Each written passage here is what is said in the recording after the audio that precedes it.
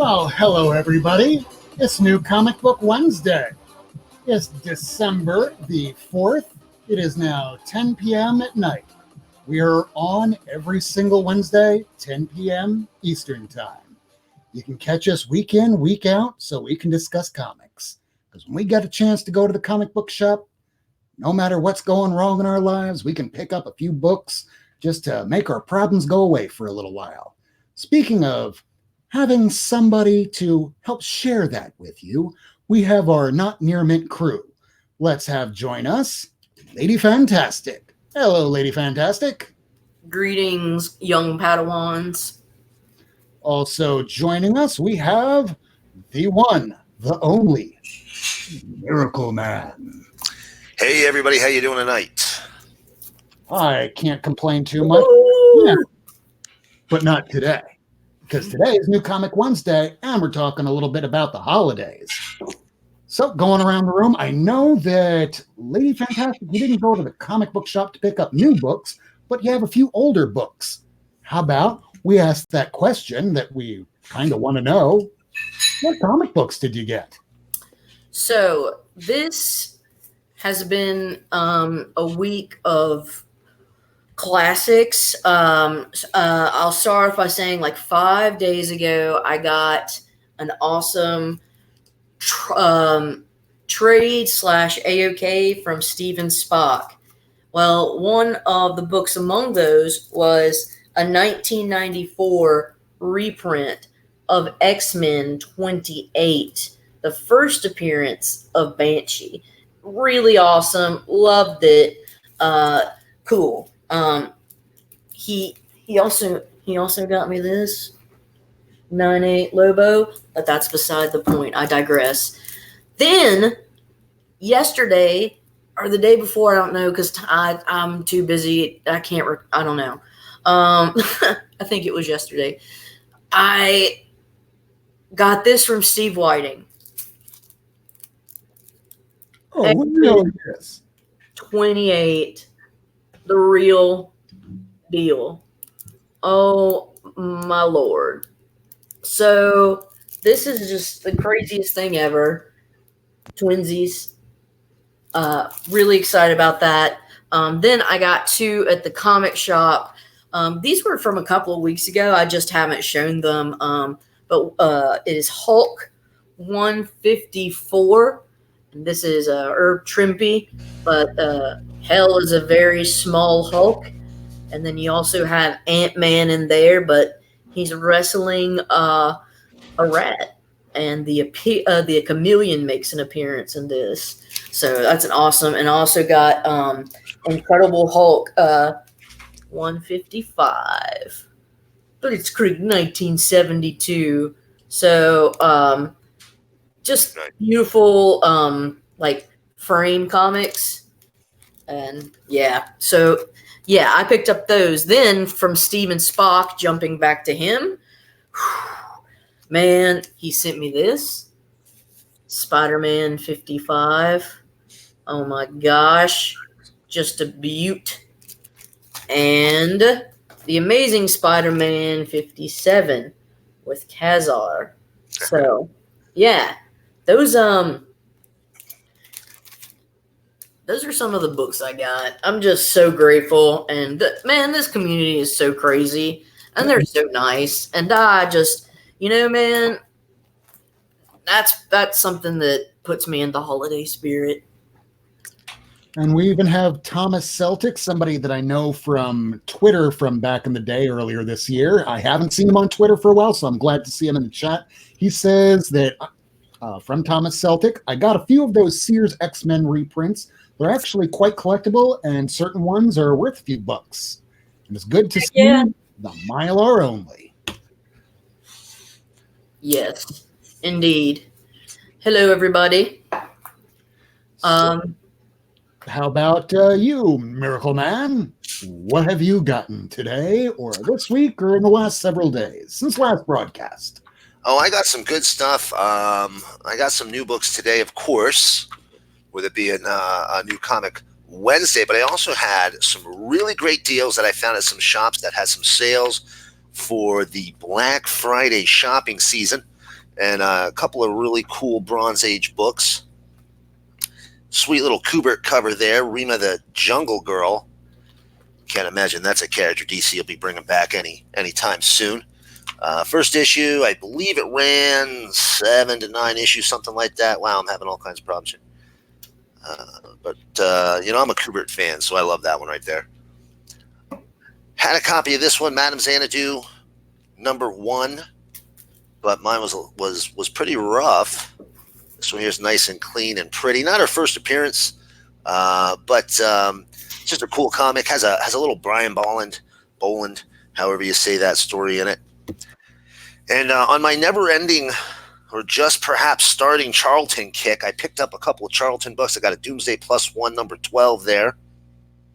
Listen, forget everything about Charlton books. That bullet right there is just freaking cool, man. I love it. Every time I see it, I immediately draws my eye. Most of the time, it's comics I have absolutely no interest in, though.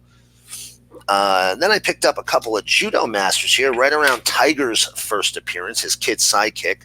Unfortunately, I missed out on the first one. But really tight, clean copies. They were only $1 a piece, too. Can't beat that. And then, last but not least, out of my back issues, actually, there's one more I'm gonna show you after this. I picked up these 2 Oz books from Caliber. If you've never read this series, I'll tell you what, this is hands down the best Oz series I've ever read. Very dark. It's not Dorothy going back. It's a different group of people that go back, and I think that's the evil gnome king has taken over. All of her compatriots have turned evil, and they have to go around and gather up other saviors of the land of Oz. And hands down, one of the best Caliber series they ever put out. And then I got a really cool win this week. I went into my LCS, and it's got a couple comics packaged up in runs sitting up there.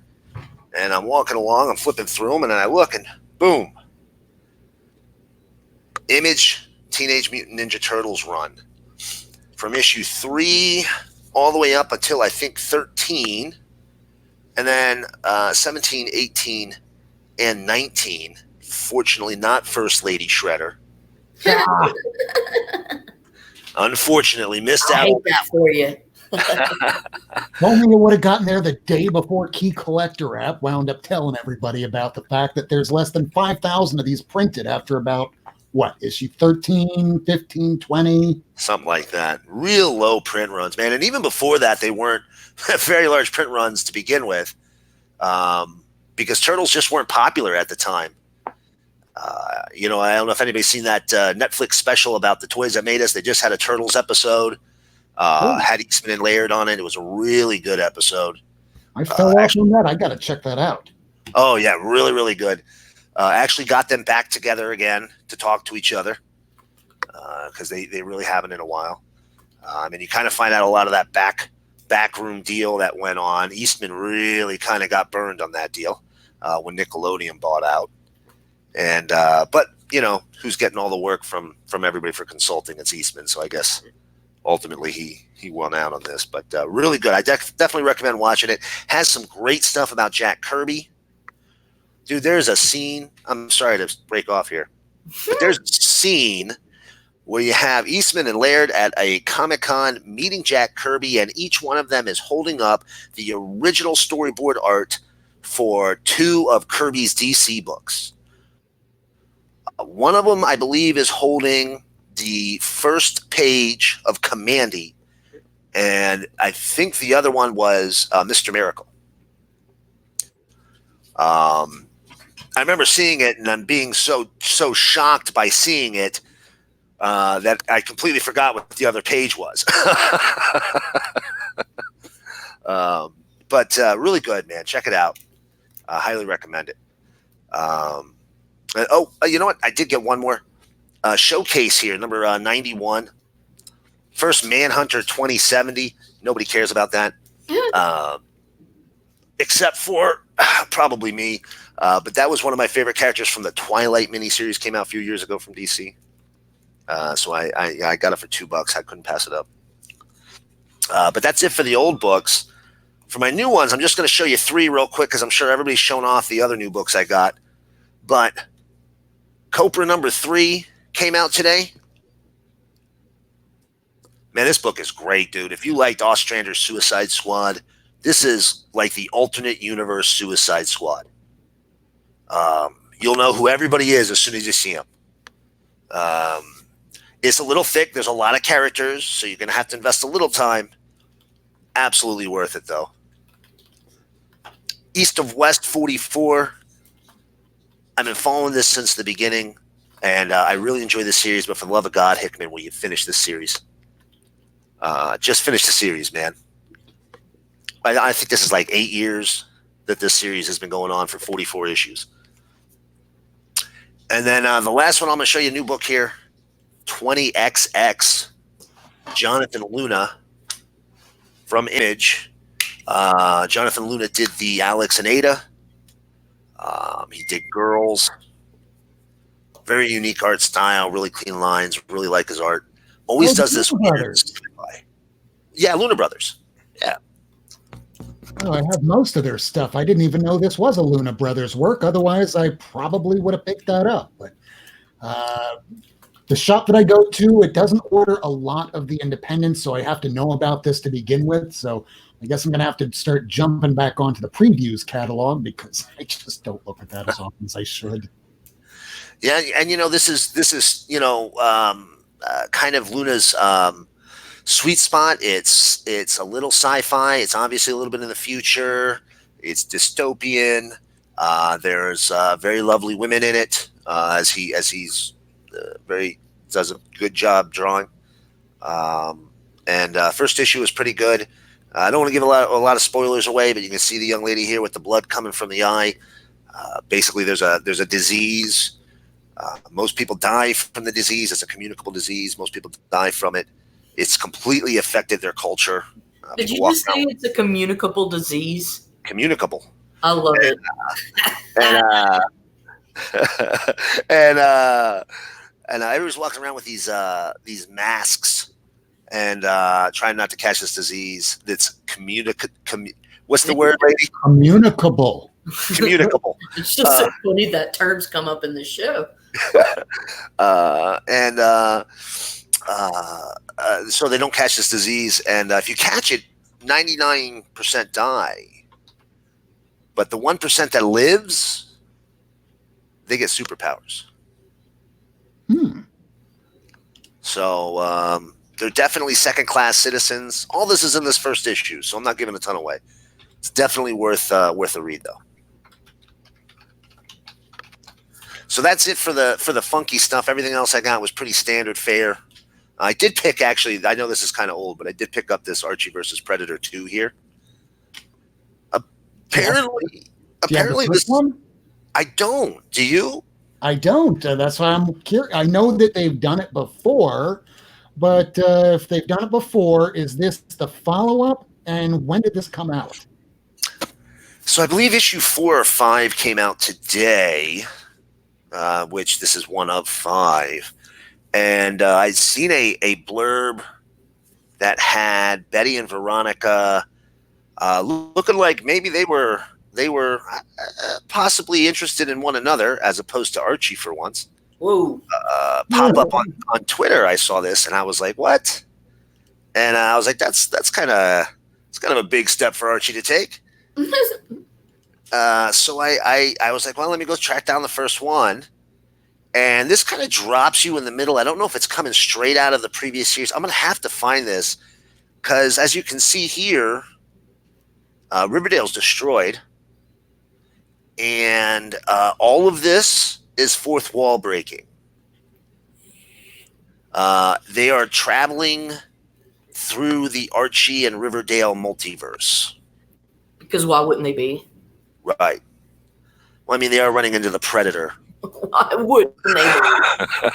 The logical linear path that one would take. In any sorry. Just co-op this with the Afterlife with Archie, throw in some aliens, some Predator, maybe some Jason Voorhees and some Freddy Krueger, and you have yourself a good old wholesome butchery. Man, please don't mention Afterlife with No. Archie. I troll the Archie Twitter account on like a weekly basis, trying to find out when we're going to get some more Afterlife with Archie. And whatever Twitter intern they have is just the nicest person. What's that? Oh, but it just ended. I thought there was going to be more, just like Chilling Adventures of Sabrina, and then it just stopped, and we never saw any more. Then they say, "Oh, the Chilling Adventures of Sabrina, that was just a mini series." I'm like, really? I was waiting for the next issue. So as of December 2018, which is the last communication I saw come out from them, those series are ongoing. But the writer, Roberto Sakare, yes, where I can't pronounce it. That guy, working on the TV show. Right. He's a little tied up. He can't get back into writing the comics right now. And that's the reason that there's nothing new coming out. He has plans. He wants to get back to them. But, I love those series. Honestly, I was excited for an Archie book, which, never had happened in my life before. And, New feelings? I feel the same way. Until Afterlife with Archie, it was just good old-fashioned, wholesome. It's what my grandmother would buy me. And then, hey, wait a second, this is better than Walking Dead. Right. Afterlife was phenomenal. Sabrina was great. Making Sabrina's father, Eddie Munster, was just chef's kiss right there.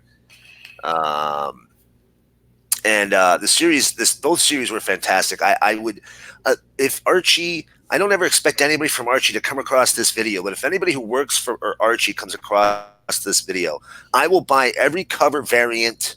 I will buy 2 copies. Whatever commitment you need from me personally, I will talk about that comic every day. For the love of all that is holy, put some Afterlife with Archie back out on the shelves. So you're saying you'll get every single cover variant? If Archie put out, I'm telling you right now, if my comic budget had to be $100 a month to support one Archie title, I will make the sacrifice in every other comic line. I'll give up Batman. I will give up every other book if it's necessary to support an Afterlife with Archie coming back. You're a sick man. We're going to call that breaking news. Miracleman will buy every variant Afterlife with Archie. Hear that, Archie? For the love of all that is holy, Archie, give us some freaking Afterlife. And Sabrina, I mean, so much fun of a series. I think we got 6 issues over the course of like 19 months. It was painful. But yeah, so this, and I do like, I think this is Hack that does these covers, right? Yeah, Hack. Love that guy, man. He makes some gorgeous covers. He did some variants on, I think, a Betty and Veronica series where he was doing like VHS. They were old VHS covers as comic covers. Oh, yeah. Super cool, man. Super cool. Really highly recommend. Anything that you see Hack's name on is worth looking at. I'll tell you that much. That is true. And we're not talking about the Hacks that's here in the comments. Is it? If it is, please let us know in the chat. Yeah, if that's the Hack that works for Archie, for the love of God, get me some Afterlife with Archie. I think Miracleman here will wind up buying some of that original art if that is you. So let us know. Comment below. So do you have any more books? I mean, I had a couple other new ones, but like I said, they're pretty much the standard fare. I got myself caught up in my Immortal Hulk because I was super far behind on that. And when I read the first couple issues, that was it. I knew I liked it, but I didn't pull the trigger until like issue 15. Yeah. It's good. It's a slow burn. It kind of reminds me of the middle years of Tarantino, where everything was a slow burn, like Glorious Bastards. It took a while to get there. Right. What? Lady Fantastic? Also, here is this. So I was showing you guys earlier. This is the I found this in the 50-cent bin, but it's Ultimate Spider-Man 79, the first appearance of Ultimate Moon Knight. And here's the last page. Boom. Nice. Moon Knight. That's pretty cool. Probably the only Marvel character I have consistently enjoyed through every iteration. Really? Yeah. I'm not a big Marvel guy. Sorry.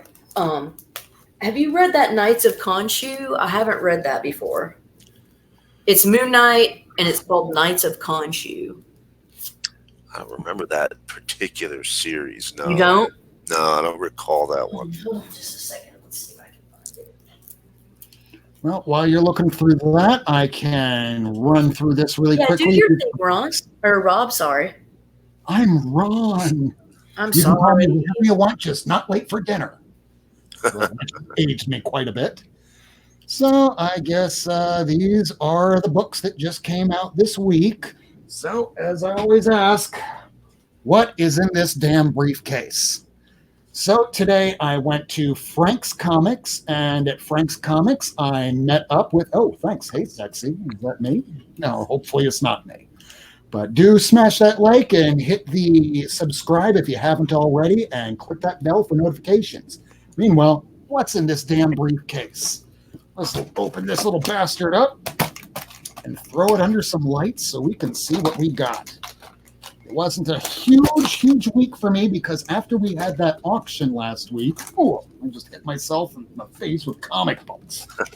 So I'll put this over here and set this down and jump to the secondary camera.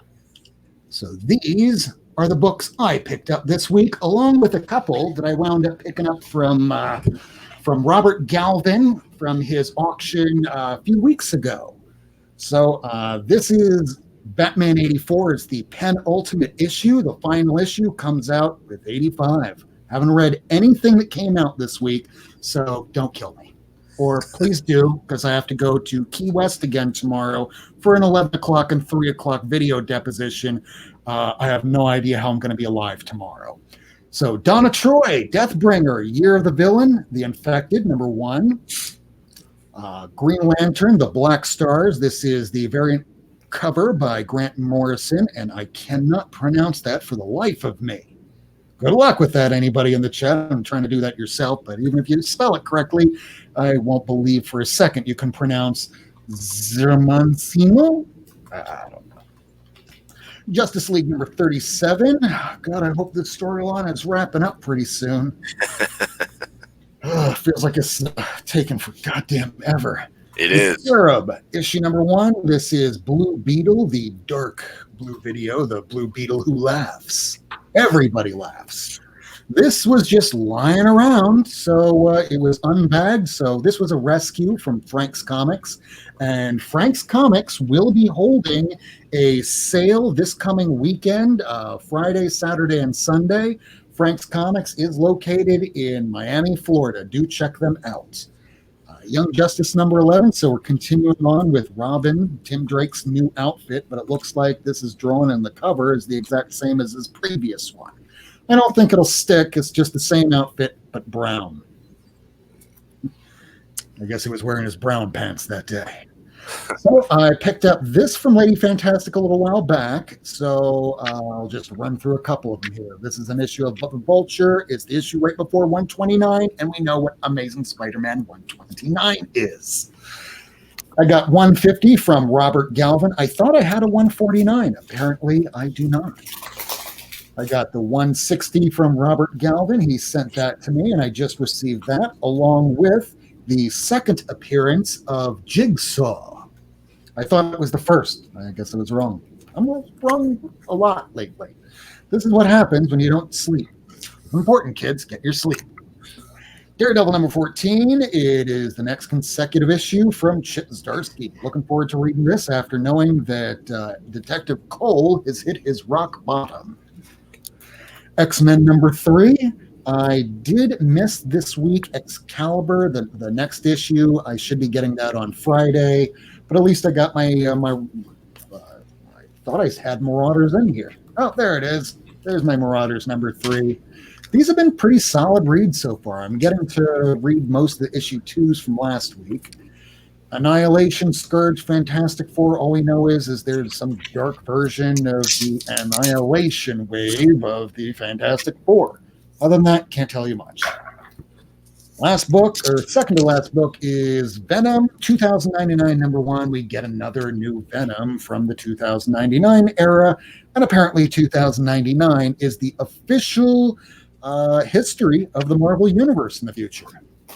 And lastly, Spawn 303, the black and white edition, since I'm trying to put together all of the black and whites. Of course, I have had for the longest time the first appearance of Gambit newsprint along with the first appearance of Bane. I just threw that in there because, well, Bane is the subject of the ending of the Tom King Batman storyline. So those are the books that come out this week and a little bit of the haul that I wound up picking up so far this week. Now, coming this Friday is a very special book that I cannot wait to show you guys next Wednesday. But I can't show it to you now, and I don't want to tell you what it is, because then you'll go, how much did you pay for it, and what kind of deal did you make, and who was it? I'll talk about that next week.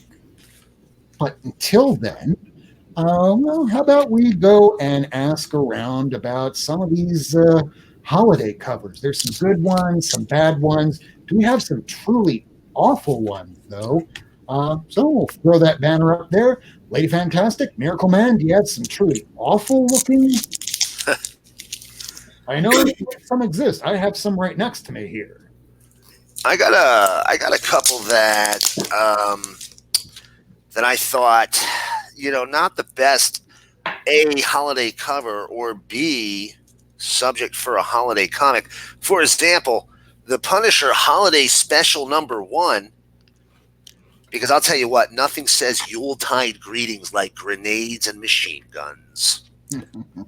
I mean, it is kind of a cool cover. You're getting the effect on these cool little holiday ornaments of the Punisher, presumably moving in to murder someone, and bring that those season's greetings. So definitely kind of not a great cover or topic, subject for a comic for Christmas. And then I saw this one. Oh yeah, we all had that if you were a teenage boy in the 90s. Oh yeah.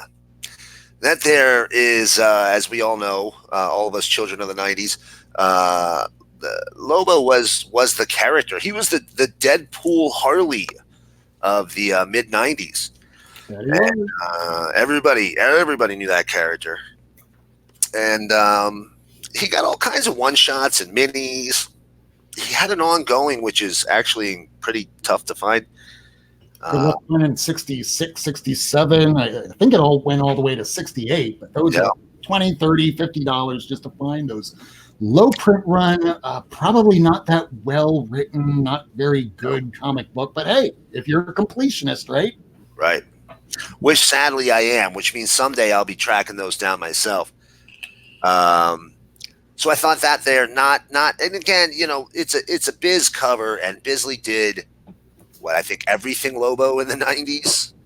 Pretty much. And the covers were amazing when he had them painted. And by the way, thank you, United Comics Universe, UCU. Love the live stream. Glad to have you on here. Also doing some shout outs for the people in the chat room right now. That old comic smell. Thank you for being with us. Along with Thomas Celtic, Lady Fantastic, you're in the chat room with us. Also in the chat room, we have Mr. Unknown Comics Guy. As well, we still have Ricky Ricardo Rodriguez Vacas. I saw him at Frank's Comic Shop today. I'm always glad to be able to see a fellow fan and somebody who I work for on occasion. And I got to give him some of the books that we did for our auction. And before we get back to the holiday auction, covers, I did have a question just so we can touch up on that from last week. So from last week, we did have that auction, and how did it go for you, Lady Fantastic? Oh, I had a good time. I mean, it was To me, honest to God observation, is that the more people that you have, the fewer amount of time you get to yourself. So your strategy, you need to change your strategy in terms of how you sell the books, because it's different.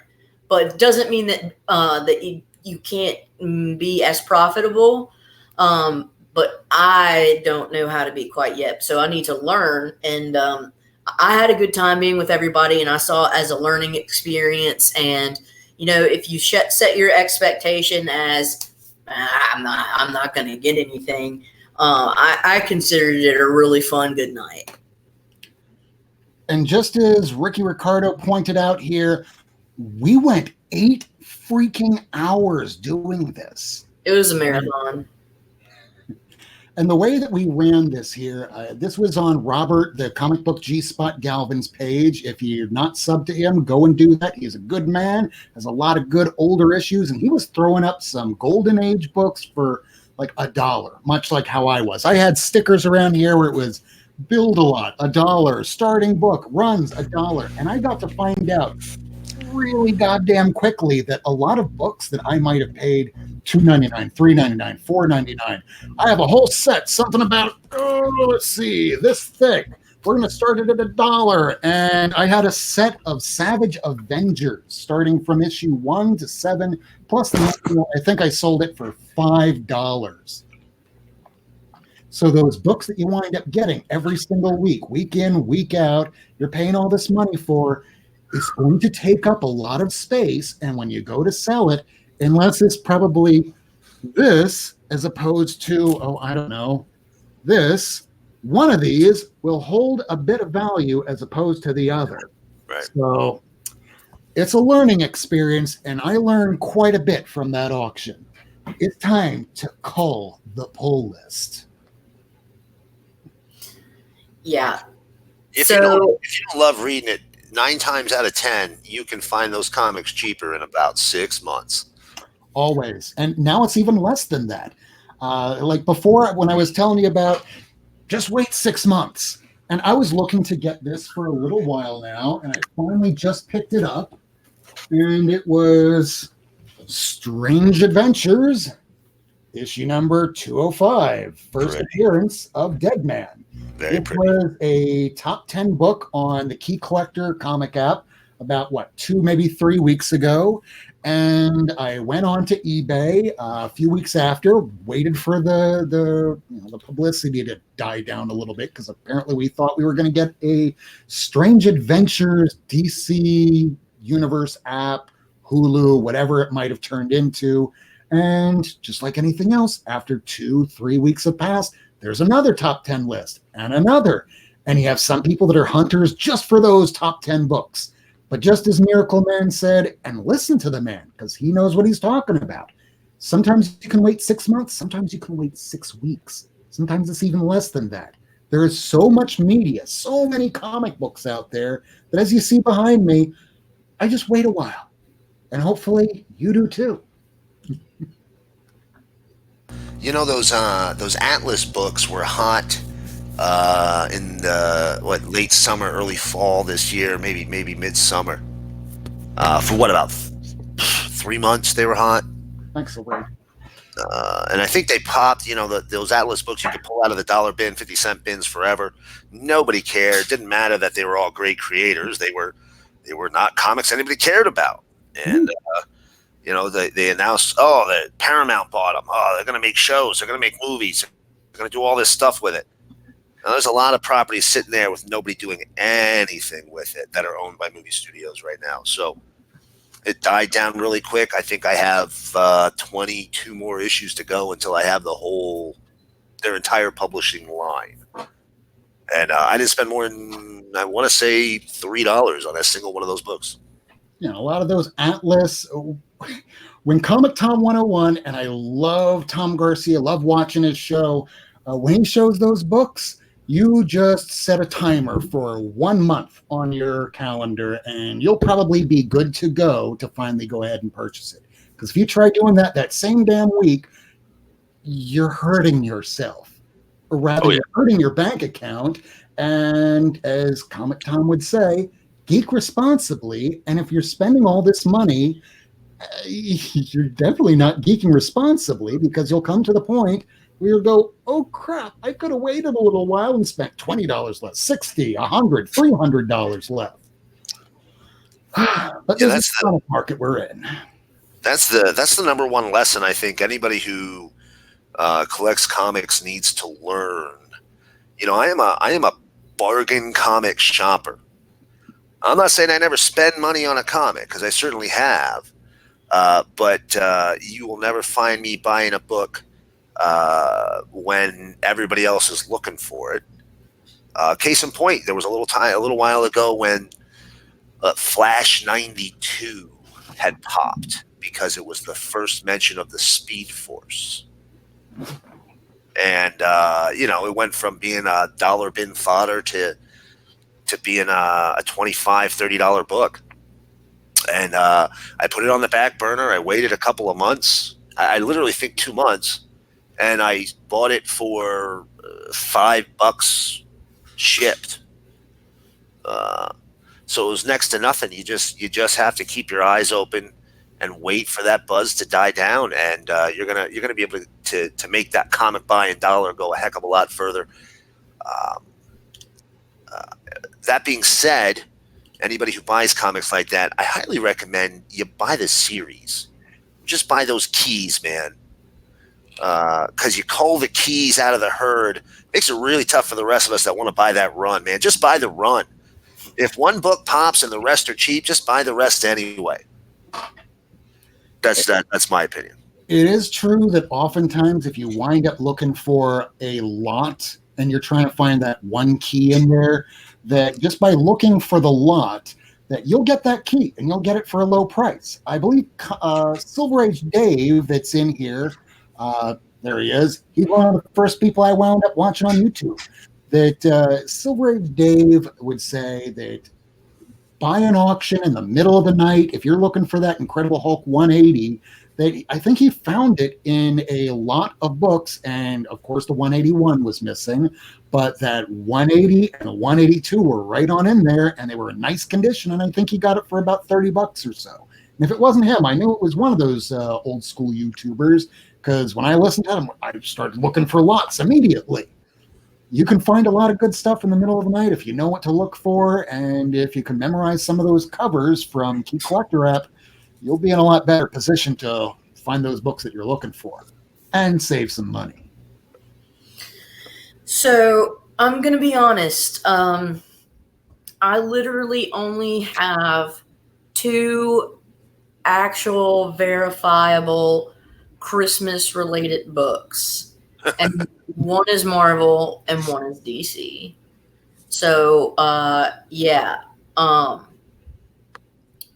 Whenever I can show them, but, I'm just saying. Just bringing that up.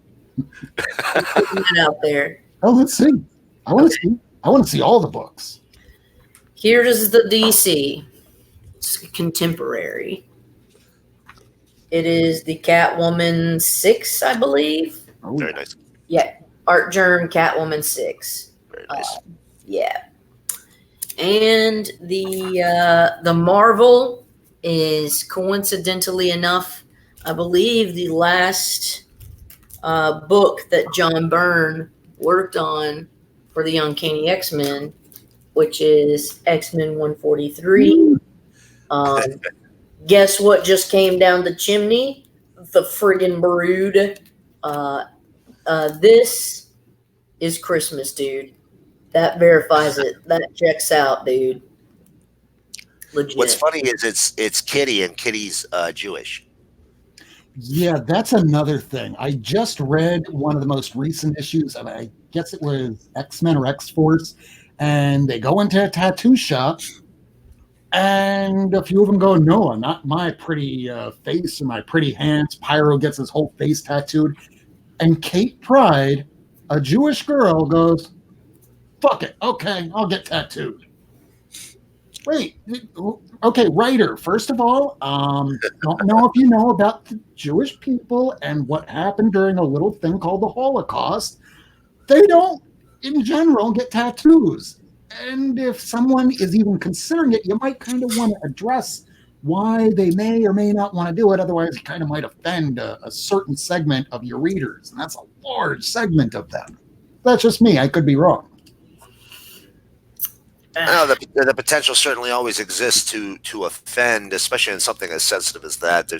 That's not something that people are being, quote unquote, snowflakey about. That's certainly something that's more than reasonable to hold some strong feelings over. So that's definitely something worth talking about. That's for sure. I just thought it was odd to see that that no one noticed, and then all of a sudden I'm reading on Twitter about it, going, "Oh my God, I haven't even read this yet." I read it in context, and it was completely just off the mark. They shouldn't have done it. Yeah, not a good idea. Rob, have you shown your any holiday comics? Oh, I have not. So I will jump on over to this other camera that I have here. Yes. Hopefully, I get another camera for the new year, so that way I won't have my janky ass webcam here to use. So I pulled 3 books. This is not one of them, of course. This is Strange Adventures 205 that I showed you just a little while ago. And yes, Night Tiger, we are comic book junkies, and I still have your Marvel Action 10 and 11 that I need to send with all these other books, which will all get sent out hopefully end of the week, but with me getting sent to Key Goddamn West every single day this week. I'm hoping for the best that I get everything packed up maybe Friday or Saturday and get everything sent out to y'all. But I am working on it. So this is Punisher Bloody Valentine. This is a one-shot. And this was back when Palmiotti was writing this. And it's a holiday issue. It's not particularly Christmas, but it is a holiday. And then we go to Silent Night. This is a Mr. Diggle, writer of 100 Bullets and several of these Batman one-shot graphic novels. And it's definitely for Christmas. And lastly, the Punisher Christmas special. I can't remember which Moore wrote this. I'm pretty sure it's not Alan, but it might be Leah, daughter of Alan Moore. That'd be pretty awesome. If anybody could confirm any of that, let me know. But when I think holiday issues, I do not think Punisher. So it's strange for me when I'm looking for some holiday issues, and the first thing that comes to mind for some reason is Punisher. Weird. Same thing I thought when I pulled that holiday special, man. Yeah, I grabbed a couple more holiday ones myself. Did you have more to do there, Rob? No, I only pulled out 3 because it's all I could find. I know that this week there was a Harley Quinn book that came out, and that Harley Quinn book was holiday related. And last year there was that issue where it was, I don't know, Frank Cho, they said, did the art, but then it was actually somebody else, and that was still a $20 book. And if you ever see a comic book shop that's advertising for their holiday special, that is the image that they use. Yep. I did not grab that, but I did pull out some older holiday ones. First of all, I saw somebody in the chat mentioned something about a book called Amazing Man back in the day, and I ran down to grab my copy, first issue Amazing Man here. I had mine autographed by the creator Bob Rozakis last year. Bob Rozakis used to be called the Answer Man for DC. He was their trivia guy. Back in the 70s, he used to drive a old van around his city and sell comics out the back of it, as crazy as that sounds. And knew so much about comics. Hey kids, you have any I have some candy in my van. Come on. Yep, he literally sold comics out of a van to kids. And he's still, I don't think he does anything with comics anymore, but he had a really long career with DC in the 80s. He's a really nice guy. I met him. He had a book he was selling that looked like it was probably printed in 1989. That was about trivia about comics, which I thought was cool. And then I was like, I got more in my phone here. But anyway, I wanted to show that one to everybody there. Oh, I have that somewhere. I don't Klaus. think I read it. It's actually pretty funny, man. I picked up a couple of issues of the first mini. I haven't gotten the whole thing yet. But this is like badass Santa right here. Grant Morrison, anybody who hasn't read this, this is the way you want your Santa, with a giant ass sword. When did this come out? The original Klaus, I want to say, came out like 4 years ago. Actually, I can tell you exactly when. And it's basically, the premise is, 2015. The premise behind this story is there's a multiverse of Santas. And in one of the multiverse of Santas, he is a warrior. There's all kinds of crazy stuff that happens to him. He has, talking snowmen who are his friends. He fights evil Santas. Crazy book. I mean, it's Grant Morrison. But does he abuse the hell out of Rudolph, like we all know he does? I did not see that. Maybe that happens in the original series. I haven't caught that issue. If it does, I only have 2 of the issues of the original series so far. I'm putting that one together in reverse. Got these when they came out because I thought that sounds like a funny premise. The guy who owns my LCS had the original series, said it was funny, and sure enough, it's pretty good.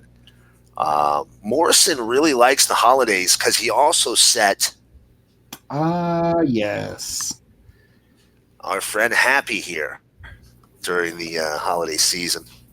Now, Anyway, I don't remember, was that like an invisible bunny, or what was the invisible creature? he was a flying. Hold on a second. He's a flying blue donkey. Hold on. Where is he? Hold on a second. So, it was on Sci-Fi Channel. There it is. Violent as hell, but very faithful to the comic. Incredibly so. Incredibly well done. Was it Chris Maloney played the character? Yeah. Dude, I love that guy. I can't believe I saw his dong like 20 years ago in Oz. Because he was also an actor in that prison show on HBO Oz. You saw his dong? Oh yeah, he did. He hung dong, man. You never saw that? He hung dong. Yes. He let it all hang out. He did full frontal, full Monty. If you're expecting any of that from any of us tonight is not that episode. I'm not going full dong. We started, forget about it. Before that, we started this whole episode, we were talking about the fetishization of comic books. We sure were. We should be starting these shows a little bit earlier, just to go like live. I'm not telling you anybody we're live, but we're just having a back and forth conversation. It's the most interesting stuff. And then we go live, and we completely forget to talk about any of it. I apologize. This is a holiday episode. I apologize for my gratuitous use of the word dong. I have a feeling that lady will probably be shouting it out randomly through the remainder of the evening, so I do apologize, everybody. Well, we do have some breaking news about Miracleman, at least for this episode. Now, we're not saying this is his final episode, but breaking news, Miracleman will be on vacation for 2 weeks. I will.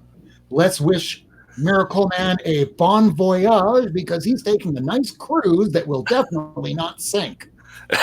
Wow, man. Yes, I am. I'm going out on a cruise. Me and the wife, for our Christmas present. Really looking forward to it. I'll try and share some pictures when I come back. Let you all see the paradise I went to. While you're all freezing for the holidays. So sorry about that. My apologies. But yep, so I will not be on. That's one of the reasons I want to do the Christmas one today, actually. So makes some sense. Yeah. But anyway, I did want to show 2 more books here before I talked about one really special one, if that's okay. Go right ahead. So, Fables number 56. I'm just going to put Lady Fantastic's dong comment beneath you for the rest of the show. So, everybody's read Fables, right? Yeah, back in the day. It was basically the same thing as Once Upon a Time, but good. Right. Little side story. Apparently, Willingham had taken that to ABC. They turned it down, and then like next year, it came out with Once Upon a Time. So, I'm not saying it was, in any intellectual property theft there or anything, but it was a real close kind of story, wasn't it? Oh, it was so close, all the way down to Bigby Wolf and Snow White being the main characters. Right. So I think they really kind of maybe took advantage of that idea. But man, Fable's one of the greatest series of all time, and of course Santa was in it because he's one of the Fables. This was a really good issue. And last but not least, before I get to my special one here, top 10 from ABC. I'm sure everybody can guess I have a certain affinity for Alan Moore. And this was a world. Oh, let me do it in movie person voice. Do it. In a world where there's only superheroes, who is special? Now police have to figure out who are the metas committing crimes in a world where only superheroes exist. Yeah, that was pretty good. That was pretty good right there.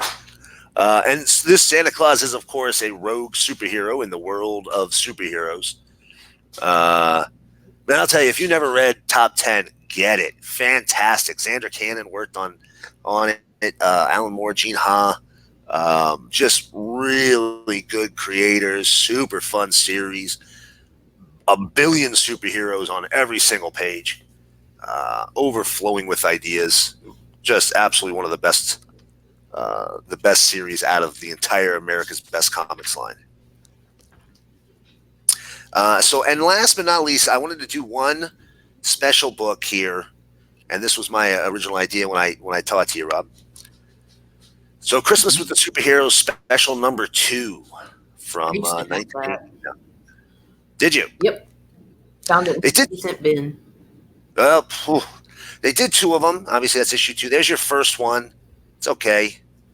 Almost any picture you see online where they're discussing the holidays or Thanksgiving or Christmas, they're pulling images right out of those 2 issues. Absolutely. Now, a couple of interesting things about these books. They were both edited by Mark Waid in the late 80s. So, it was before he was Mark Waid and hit it really, really big as a popular writer. But the reason why they're doing the history of the Marvel Universe because of those books, right? Mark Waid. Right. Here's the really interesting thing, though. Issue 1, I actually think it had a better collection of stories than issue 2. And personally, I'm a much bigger fan of the cover of issue 1 than I am of issue 2. However, issue 2 here, printed in 1989, features the final post-Crisis on Infinite Earths appearance of the pre-Crisis on Infinite Earths Supergirl. Huh.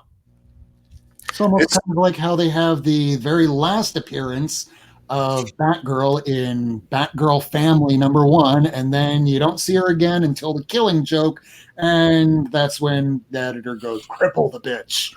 Yeah, Batgirl.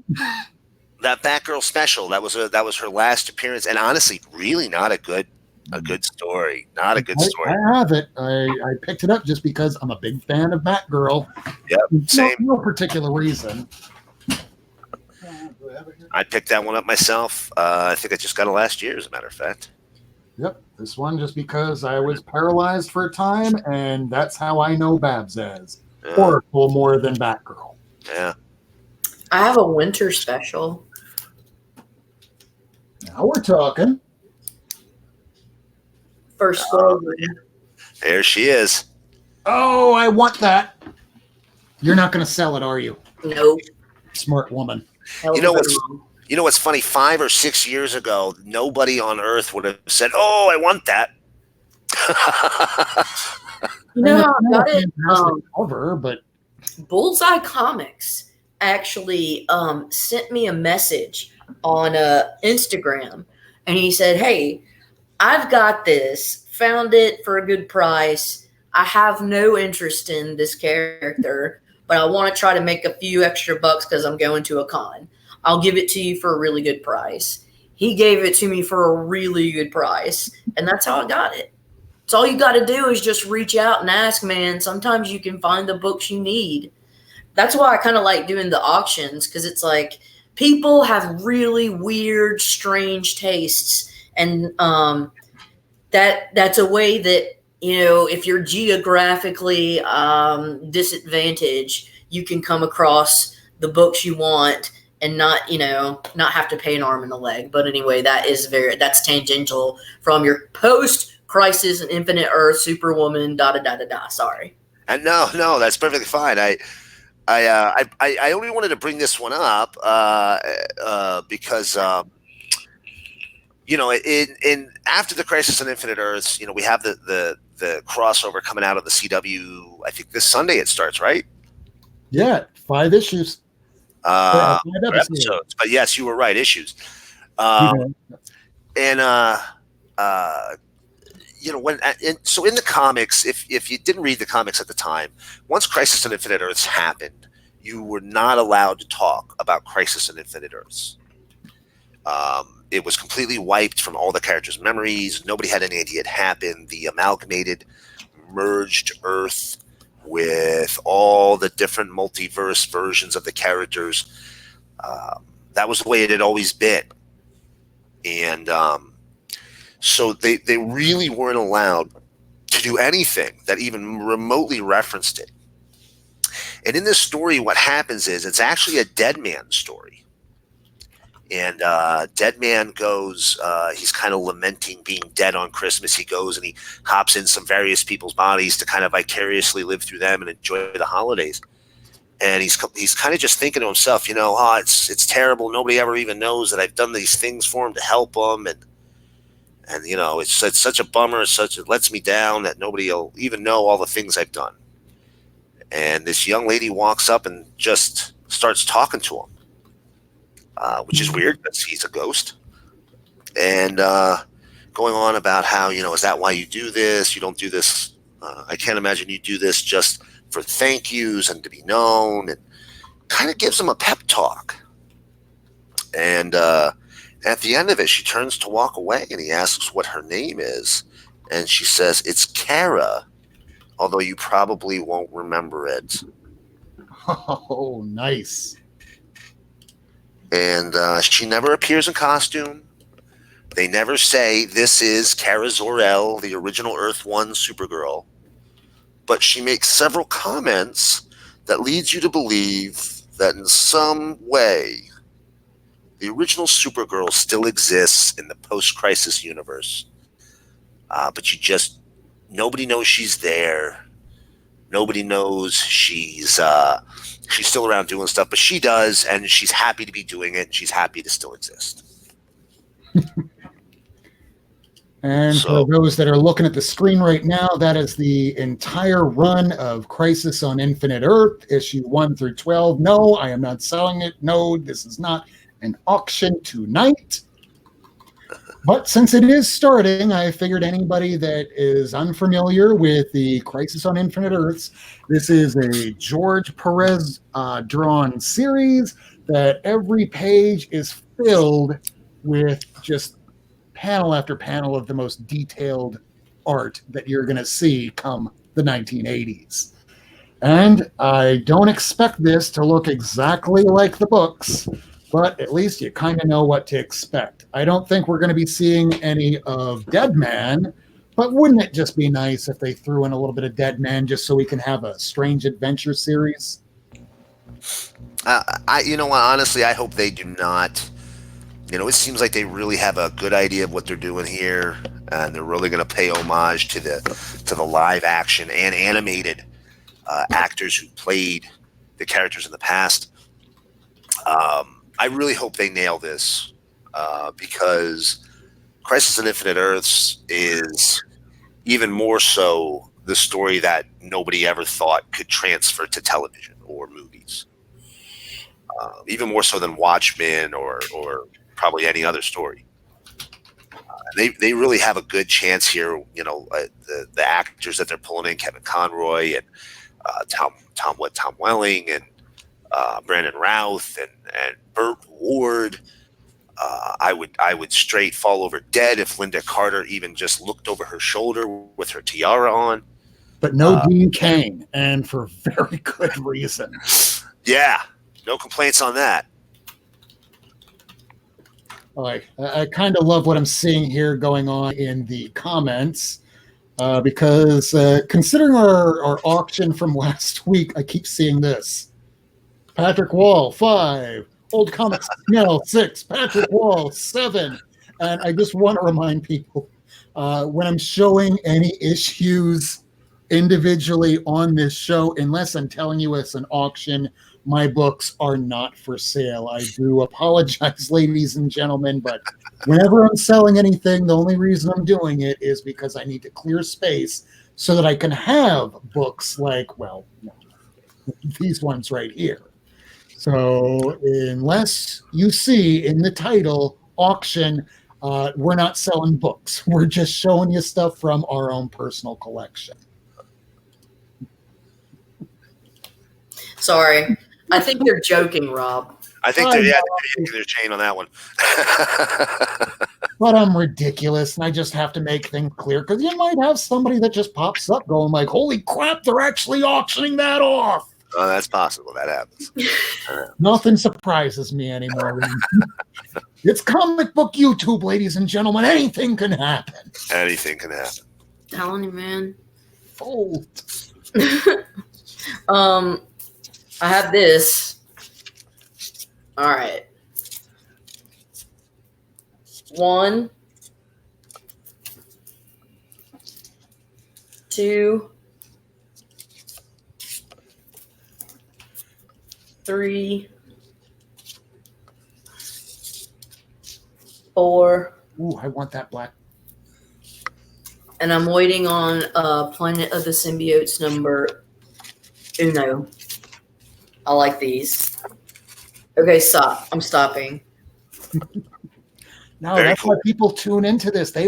We now have 14 viewers. We just almost doubled it because you started showing books. Hell yeah. Show more books. I'm going to start pulling stuff down from this wall here. I mean, it feels like it's Christmas time, and this is the last episode with Miracleman until the new year. He's on hiatus. Yes, actually, I am. And where I'm going, they really don't have comics. I will say, I'll show off a couple more of these turtle ones while we're talking. I will say my wife went on a cruise a few years back and did what you're never supposed to do. She left the tourist area to find me local comics. And she did. She did successfully find me some local comics. It's the same superheroes that are popular here. They like X-Men and Avengers and all that. So what they do that's original down there is probably not traditional. They had these comics called Condorito. What is that? So Condorito is a funny little condor character that goes around and gets himself in all kinds of funny situations and kind of like a Curious George almost like character. Took him into work. Had a friend who grew up in Dominica. I took him into work to show him, and he jumped up and down for joy. Because you can't get him here in the States. I'll run down and grab him here in a moment and show him to you guys. But the long story short, it took her about an hour to go up 2 blocks and over a block. Because every time she started to walk away from the church, people would come up and try to push her into a vehicle or grab her and get her to come with them. And so when you hear those stories about not leaving the tourist area, they mean it. So you aren't different. You won't be lucky. Stay in the tourist area. I can't believe she walked away unscathed. I really can't.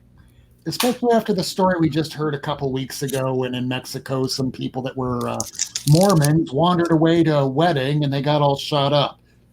Rule number 1 in life, don't die. Well, yeah. Because no other rules matter Until you do. if you did. There was a couple of other bits and pieces of information with that particular story. I believe those folks actually lived down there. They were part of a group who had moved and had lived there for a while, and kind of like almost like a cult of a family, and it was all women and children, wasn't it? It was all. And I don't think there was a single man with them.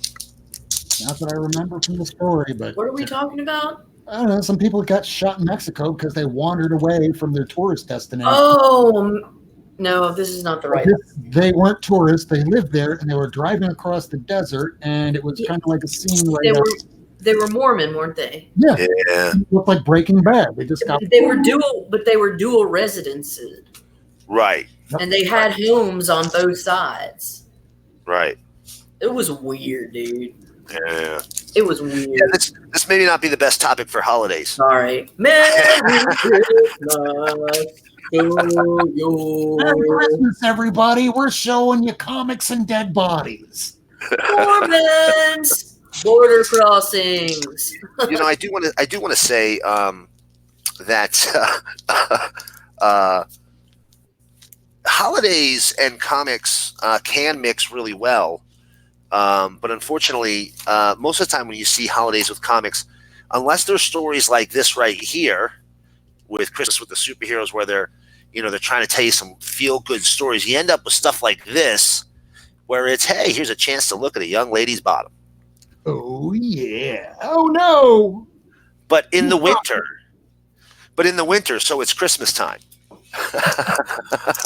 We just got a question here from Bubs. Why are you Raw Rob? I just changed it for tonight just to mix things up a little. In case you haven't noticed, with all the comic books behind me, now that we got that auction out of the way, and they had those Ultimate Spider-Mans that were given to me by a friend years ago, I now am back to saying I have 0 goose eggs of slab books. That's why I'm Raw Rob tonight. But usually I just go Rob Worst because I'm not an X-Men member. I don't have a nickname. That just reeks of effort. I've never been a big slabbed book guy. I get why people do it, and hey, whatever way you like to collect, more power to you. Enjoy it. But once you slab them, man, it's like it's a thing. To me, it stops being a comic, and it's just a thing. It looks more like a trading card. It's a collector's kind of deal, just like with cards and stuff. So it's like there are these subgenres of comic collectors, and there's a lot of them that are doing it for very different reasons. Oh yeah, it's all cool, but the incentive or the impetus is like worlds apart. You know what I mean? Oh sure. Well, just like with comic collecting itself, there's some people who just like to collect keys. There's some people who just like to collect first appearances. I'm the type of guy that if I'm gonna buy a book, I'm probably gonna buy the full run. Steven Spock, he has this thing called his reflection collection, and he collects books that have nothing but images with reflections in them, like this. He's got this as part of his reflection collection. I think that's hilarious. So yeah, people had their things, I'm doing a birthday collection. So every book that came out on my date of birth, or the month of my birth, the year of my birth, and I'm doing a couple collections that are a full publishing run. So all the Atlas books, all the Chaos books. It's fun to do those kind of funky different ones like that. I got a buddy who does all Crisis on Infinite Earths #7 homage covers, which is a pretty cool collection. Okay, is that the one though with Superwoman? Well, Death of Supergirl. Yeah, it's that throw one it up on the screen. But see, the thing is, when did that come out? Because I would say that 136 X-Men, 136 October of '85. I think definitely before it by far. And I've seen people point to that one in the past, but and while 7, or is it? Yeah, it's 136, I think. 136, yeah.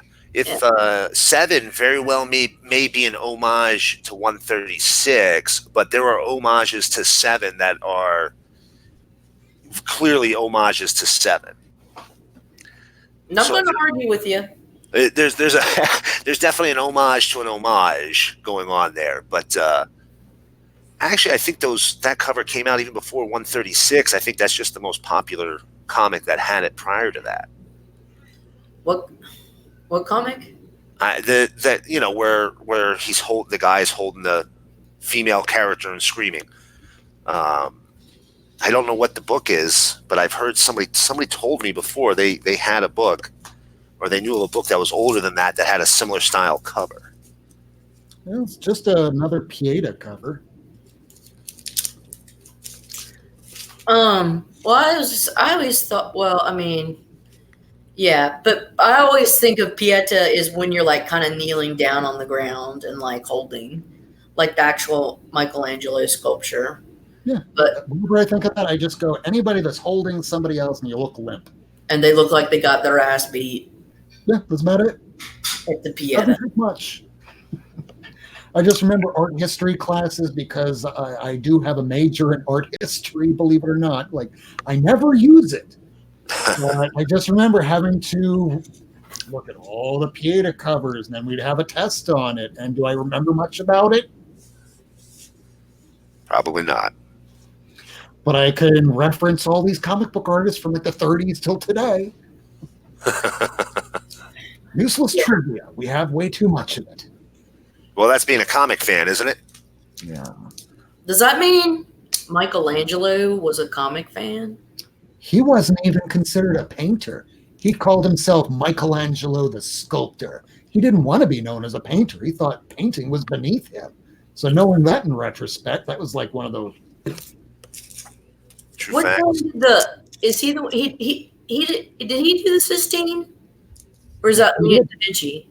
Michelangelo did the Sistine Chapel? Yes, he did. He was gay and having a fling with the Pope. Yeah. He got the job. Paint. Flowers, Jesus. Yeah. Was that in Chiaroscuro that they did that? Chiaroscuro? Yeah, that Vertigo series. Didn't they cover Da Vinci and his gay lover while he was doing the chapel? Well, I'm having here Comic Head 84 saying that Golden Age robot with a bender-looking dude is the oldest comic I know. I'm pretty sure that's an L.B. Cole cover. And, oh, God, what was that? That wasn't Planet Comics, was it? I'm not very good with my Golden Age. I have to admit that. Or my pre-code horror. That might have been. I'm not. I don't know that for sure. That could be it. The original was the Pieta itself. Renaissance Times is the first one. Now, as Ricardo would say, I have a PhD in the comic arts. And we just lost a subscriber, so apparently I must be doing something right. It's kind of like every time I see somebody give a thumbs down, I just go like, thank you for the view. Well, I didn't think we're doing anything controversial tonight. What could we have possibly said to offend somebody? I don't know. I think I must have said something about an artist or somebody. All it takes is just you going, this is what I think, before somebody goes, you shut your pie hole. I was going to say, do we have a Leonardo da Vinci stan out there or something that was just offended? I didn't know there were any of those. It's probably some like, dude, yeah, I don't know. Yeah, sorry, I was going to go on a tangent. You didn't lose anybody after our first episode, right? No, just this episode, strangely enough, because I that kind of stuff. And I fell out of the chat room, but Bubs just said it was a Schomburg cover. Here's the thing. I wouldn't freak out because sometimes YouTube will go and like systematically like remove like people that aren't, I don't know, just calm down. Just sounds calm. I'm calm because as I was writing with Lady Fantastic earlier today, I don't even think I can get angry anymore because I'm just too tired all the time. So I'm either dismissive, laughing, or just resigned. Resigned to our fate, my friend. I think that's what most of us are most of the time. I can still get mad. Oh, but we like that from our fiery redhead in the center.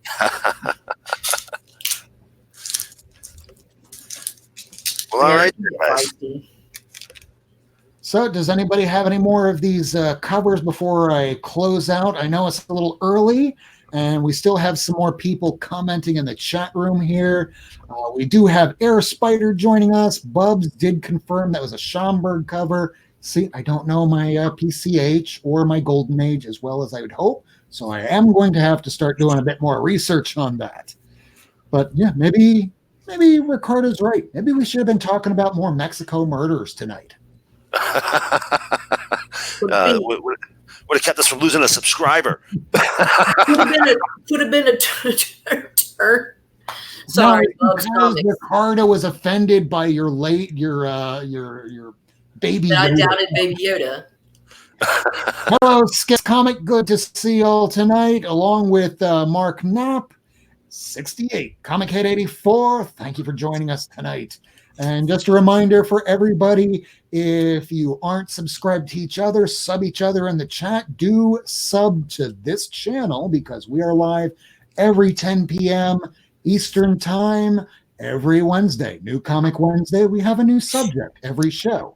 But do remember, this was breaking news from earlier. Miracleman will not be joining us for the next 2 weeks. So we might be looking for somebody just to do a fill-in. So if you're a YouTuber and you want to join us for an episode, maybe two, hit us up in my DM through Instagram or through Twitter. So do we have any final thoughts here? How about we go around the room? Lady Fantastic, do you have anything coming up soon? Well, I think Shorty and I might have an impromptu auction Friday. Just like cheap books. Nothing crazy. And there may be other people out there and maybe not a lot of people will show up. Thing is, I'm just there to like kind of chill and giggle and have fun. And we're just gonna have, I'm going to have a little bit of everything. I'm going to have some, lower mids and maybe a couple of shiners. But, in terms of coming up, now I'm working. I'm going to try to submit this paper for science. I think it's going to get rejected. So I'm preparing it and adding it for other journals. That's what I got going on. We love science in this chat room. It's mostly failing. If you guys want to do science, be prepared to fail most of the time. But anybody that's been successful has failed and failed and failed until all of a sudden, if you shit out enough, eventually you'll shit out a masterpiece. Well, or you just keep getting up, and eventually it'll figure itself out. Yeah. Oh, and I keep losing connection with this mouse. Oh, there we go. So, Miracleman, do you have anything you want to promote? Anything that's coming up on Instagram? Or you don't have Instagram? I keep forgetting about that. So let's just throw that up there. Miracleman is Kimota1977 on Twitter. He is not on Instagram and no YouTube yet. So, otherwise, anything that you want to promote? No, I don't. I don't have anything that necessarily I want to promote for myself. I would like to say, as always, my favorite publisher right now is Ahoy Comics, guys. I didn't have any Ahoy Comics, you guys. I didn't have any Ahoy books this week to show off, but I think everybody's heard of Planet of the Nerds recently. Just had a little collector buzz because they are making a movie out of it. This is a publisher to watch, guys. Every book they're putting out is fantastic. Dragonfly and Dragonfly Man is one of my favorite books to read. They have a book coming out called Captain Ginger. It's the second season of it. It's cats in space. Head on out and take a look at those books. They're like I said, they're a newer publisher, but they got a lot of really great creators working for them. Tom Payer's the editor-in-chief. He's been in comics for 30 years now. You won't be disappointed. Really great stuff. That's it, though. All right. Well, just to let everybody know, we wound up getting another subscriber. So we gained one. We're even Stevens on this channel here tonight. And somebody said it's the CBD oil. That's Bob. It doesn't work for me. That stuff. Use the real stuff and don't use it with vape. That will kill you. That's what's causing the Yeah, so what they're using, they did LCMS, which but anyways, they did an analysis to figure out all these compounds in the vape stuff, and they found specifically with the THC, because THC is like a hydrophilic and nonpolar molecule. They were using hydrogen cyanide to get it to dissolve. Hydrogen cyanide. Cyanide will kill you. Anyways, don't do it. And it did, unfortunately. It did. All right. This has been a bummer with the Mexico stuff and the vape stuff. Get me off with the screen right now. Bad juju. Yeah, science that shit, lady fantastic. Bad juju. So I don't have anything that I want to promote. I just want to promote Lady Fantastic's auction. She's going to be doing that, it looks like Friday night, so do check into that. Otherwise, we come back every single week, Wednesdays, 10 p.m. So just a reminder, if you haven't subbed each other up in the chat, go and do that now. Subscribe if you haven't already. Hit that notification bell. It lets you know whenever we're about to have new content. Someday I might decide to do it on a Saturday. Otherwise, I'll probably jump onto other people's channel. Do remember that we are looking for a guest host to join us, Lady Fantastic and myself, over the next 2 weeks. So hit me up in the DMs. Hopefully we can get Perry. I would love to have him on the show. I know we were talking about that last episode, but life happened, and so did Key West. It's unfortunate. So as long as you subbed each other up and you subscribed, join us back here every Wednesday, 10 p.m. Eastern Time, and we'll show you new comics. We'll show you a haul. I have a book coming in on Wednesday, and it's the first appearance of you almost got me there. So thank you for joining us tonight, Lady Fantastic.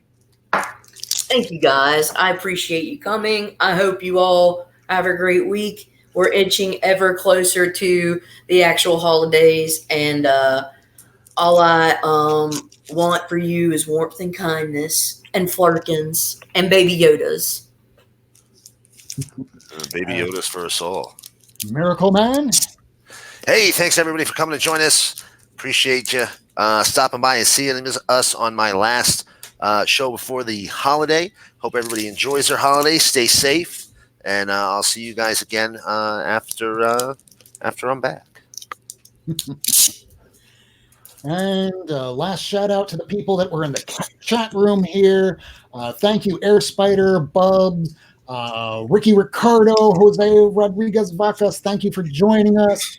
Mark Knapp, Skits Comics, Patrick Wall, and you, the replay viewer. If you weren't here, we wouldn't be here. So thank you for joining us week in, week out. Hopefully we get to see you next week.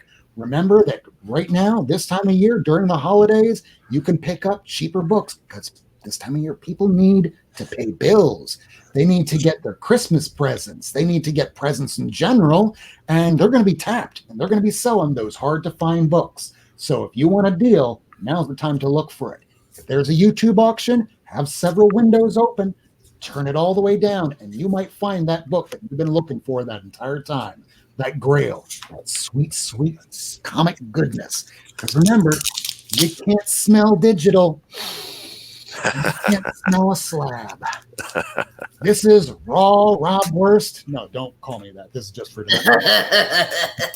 This is Raw Rob Worst saying good night. Happy holidays. We'll be back next week. Thank you very much. Good night, everybody. Night, everybody. Night. Oh my God, you're gonna do it.